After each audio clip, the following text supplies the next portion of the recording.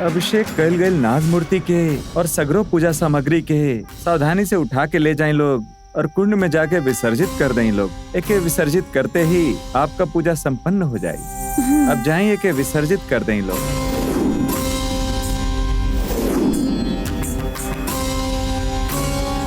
हाँ जल्दी करें।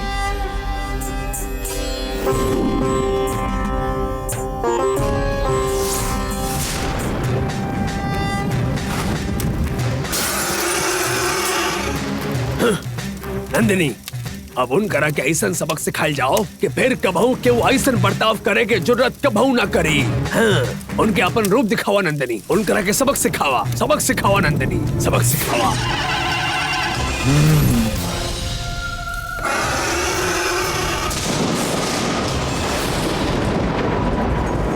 चला बारिश आ गई। चला अरे मुझे भीग चला चला अरे जल्दी कर जाओ। बाप रे, ये अचानक बारिश कैसे आ गई? तनी अंदर खड़ा हो जा बेटा, आराम से तनी आ जा। रहुआ सब लोग पेड़ के नीचे खड़ा हो जाएं। बारिश बंद होते ही विसर्जित कर दे। लेकिन एक बात का ध्यान रखो, नाग मूर्ति पानी में भीग न जाओ। हाँ स्वामी जी ठीक बा।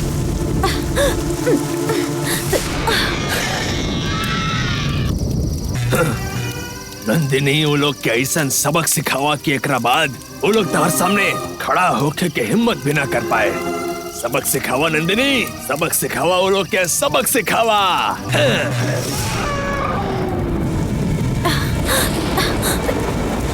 वो नाग मूर्ति कुंड में डुबकी लगा के विसर्जित करे के होगी। ऐसा करे से मूर्ति खोलते समय धीरे धीरे नंदिनी सांप के क्रोध, आक्रोश, मकसद, अहंकार, बदला के भावना, ये सब खुल के नंदिनी मछलियन में बदल जाएगी और देवी के शरण में रही।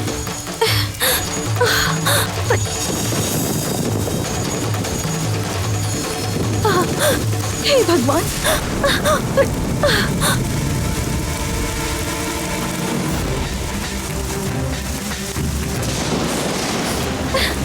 हे भगवान, यहाँ रुके के कोनो फायदा नहीं के। हम मूर्ति विसर्जित कर देत बानी। अरे का कर रहल बाड़ू तू? भीगा मत, मूर्ति भीग जाई।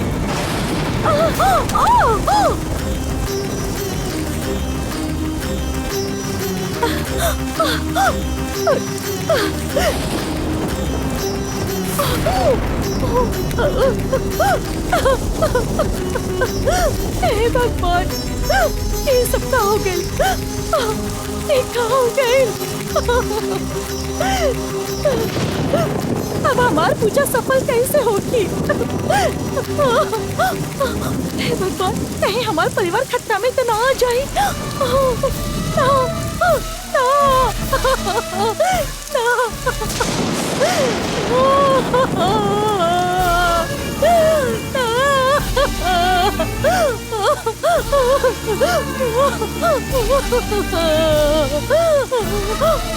देखी ना, ये सब क्या हो गई? देखी ना, हमसे बहुत बड़ा गलती हो गई। गंगा, गंगा, कोनो बात नहीं है। सब कुछ खत्म हो गई। रउआ ही बताई अब हम क्या करी? हम ही जानबूझकर ना कहले बानी। हम जानबूझकर ना कहनी सब। प्लीज गंगा, कंट्रोल करा। अब चलो।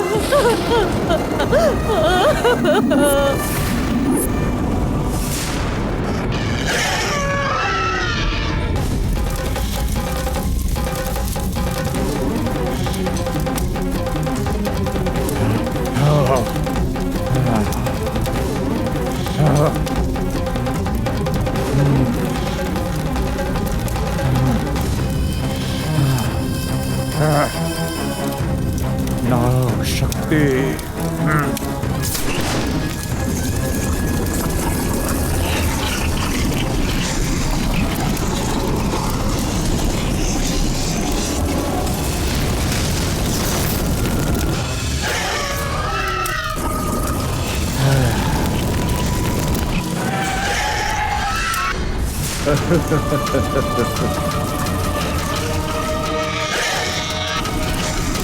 अब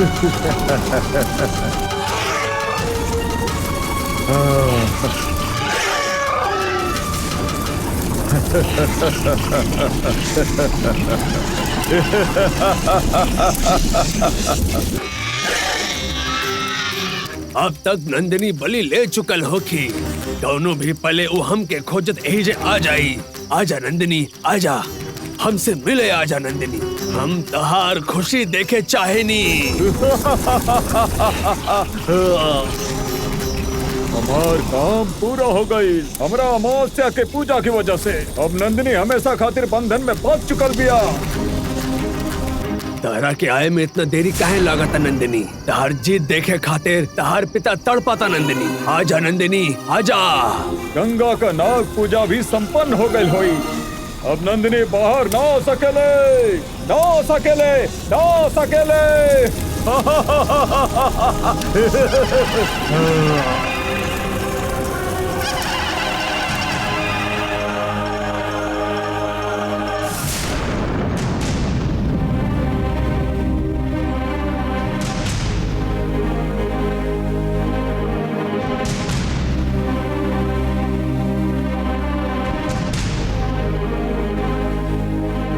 सुबह के 6 बज गई बा। अब तक पूजा करके गंगा होटल में आ चुकल होगी, पर अब तक कॉल काहे ना कैलस?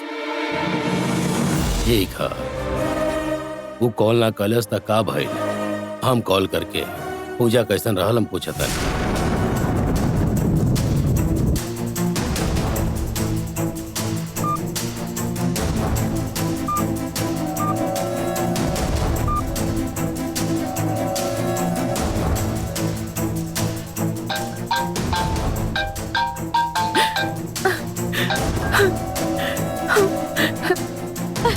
बाबूजी। गंगा, पूजा ठीक से संपन्न भइल ना?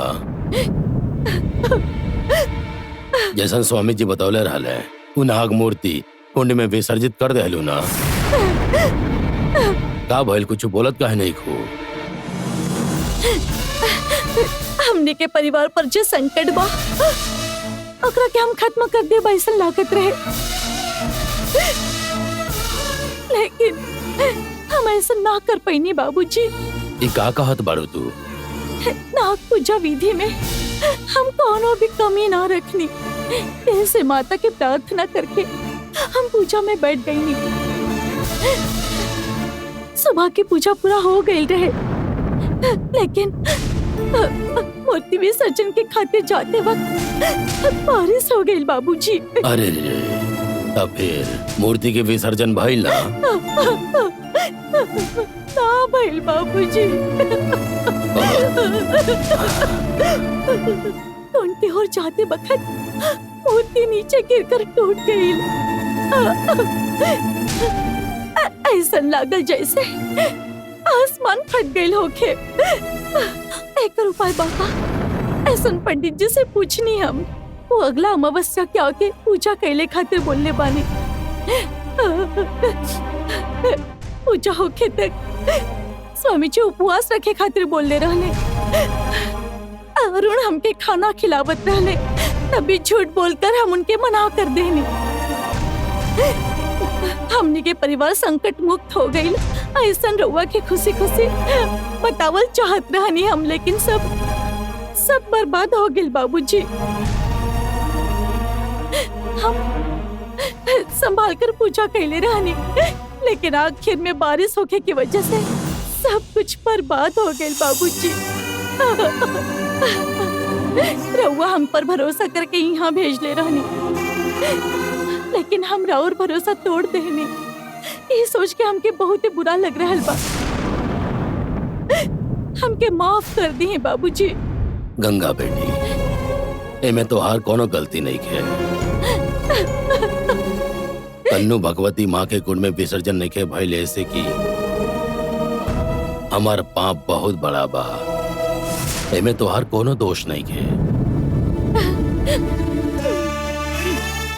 चामुंडी के गांव में जो नाग मंदिर बा में केला का पौधा ना लाग पाई, भगवान भी हमार मदद ना कर सकेले। ऐसन हालत हो गई बा हमार। फिर भी स्वामी जी यकीन से कहले खातिर हम तोहरा के वैजा भेजले रानिया,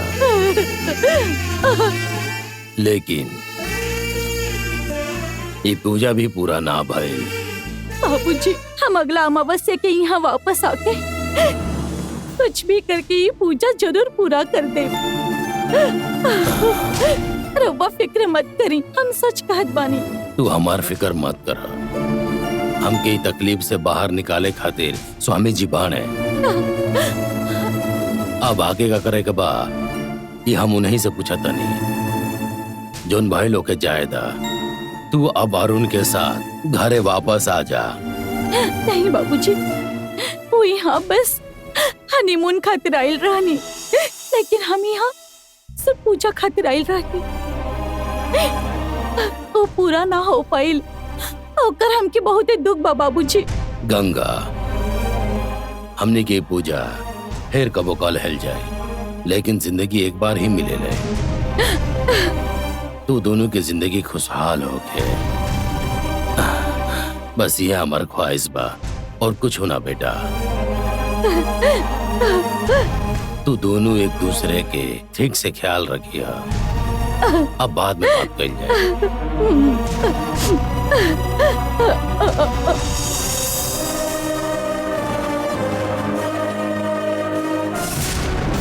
नंदिनी के हमेशा के लिए बंधन में रखे वाली पूजा संपन्न हो गई बा। नंदिनी जहाँ रहे वहाँ हम अग्नि के भेज के नंदिनी के बांध रख ले बानी। अपने मंत्र शक्ति से नंदिनी के साथ जौन करे के रहा वो हम कर देले बानी। गंगा भी अपना नाग पूजा के पूरा करके पूजा के सामग्री सहित और नाग मूर्ति के कुंड में विसर्जित कर देले हुई हैं।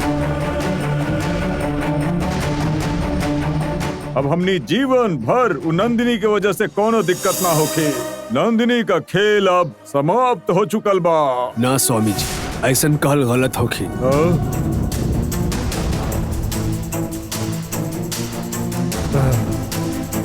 तो ऐसन काहे कह रहल बाड़ा? नंदिनी के संगे जौन करे के रहे वो रउआ कर लेने, लेकिन गंगा अपन पूजा पूरा नहीं कर पाई। कहल का चाहत हुआ? गंगा नाग मूर्ति के विसर्जन नहीं खे कैली।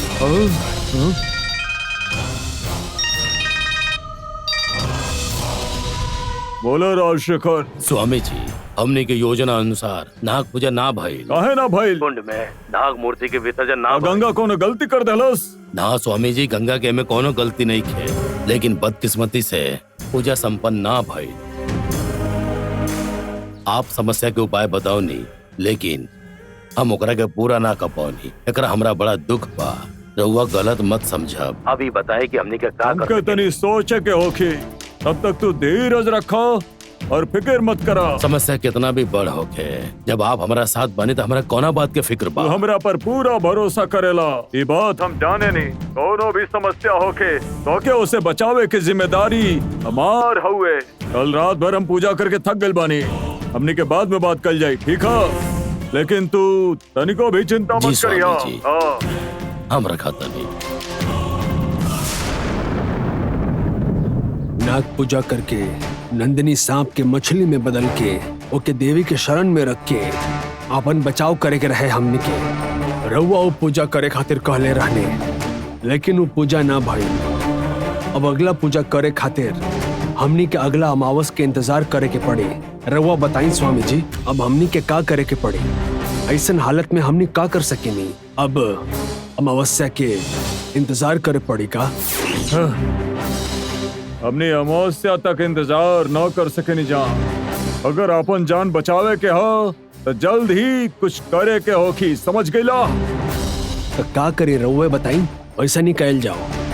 हम जौन कहब उ सुन के तहरा के धक्का लगी, लेकिन ओकरे सिवाय और कोनो भी रास्ता नहीं। अपन जान बचावे खातिर हम कुछ करे के तैयार बनी। नंदिनी से अपन आप के बचावे खातिर हमके जौन करे के होखी हम करब। रउआ बताई का करे के हो? रउआ जौन कहब वो हम करब के ना, इहे सोचतानी का? केहू और खातिर होत तो ना करती, लेकिन आपन खातिर तो हम कुछ करे खातिर तैयार बानी। बताई का करे के होखी? गंगा के जान लेवे के होखी।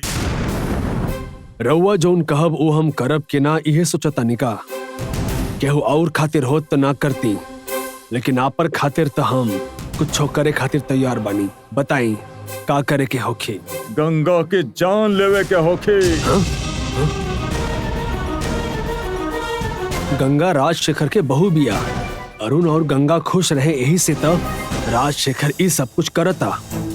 गंगा भी वो परिवार खातिर बहुत त्याग कैले बिया स्वामी जी। ये सब जाने के बाद भी रउआ ये सब काहे कहता।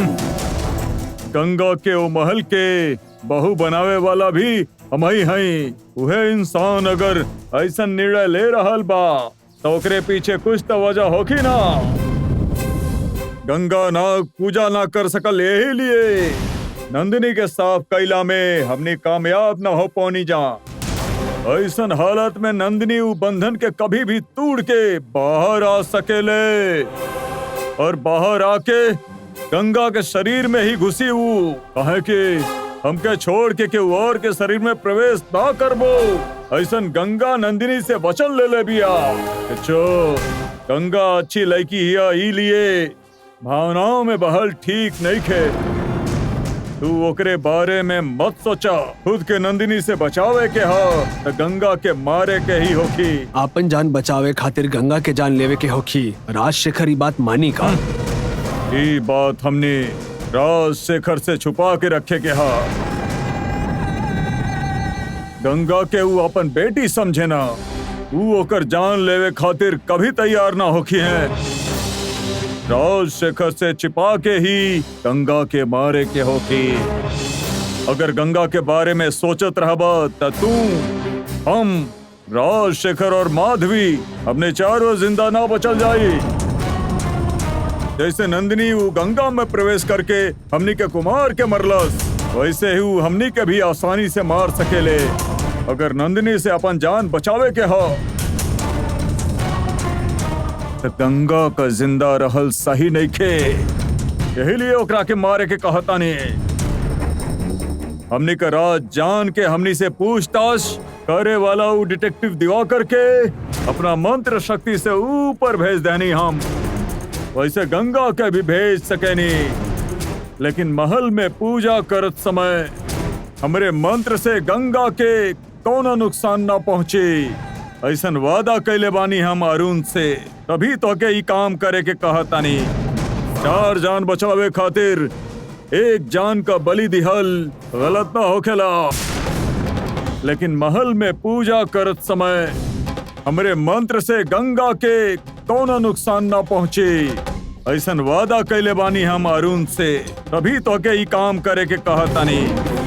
4 जान बचावे खातिर 1 जान का बलि दिहल गलत ना होखेला। अच्छा, अगर तू ही काम ना कर सकेला तो बता दा, हम ही जरूरी काम केहू और से करवा ले। एक स्वामी जी, हमार होते हुए रहुआ और केहू के बात काहे करतानी। तो तू ये काम करबा। करब। अगर पार्वतीपुर की समस्या गंगा के मारे से हल होखी तो हम जरूर करब। जैसे पार्वती के अपन हाथ से जलैले रहनी, वैसे ही गंगा के भी हम अपन इहे हाथ से जलाई।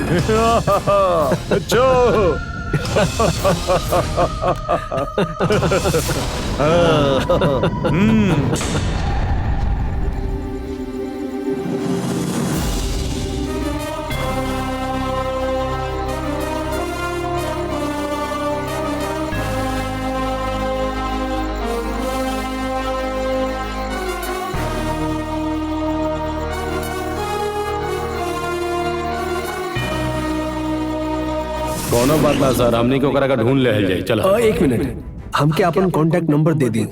वो लेके कहीं भी हमके दिखी तो हम रहुआ के कॉल करब।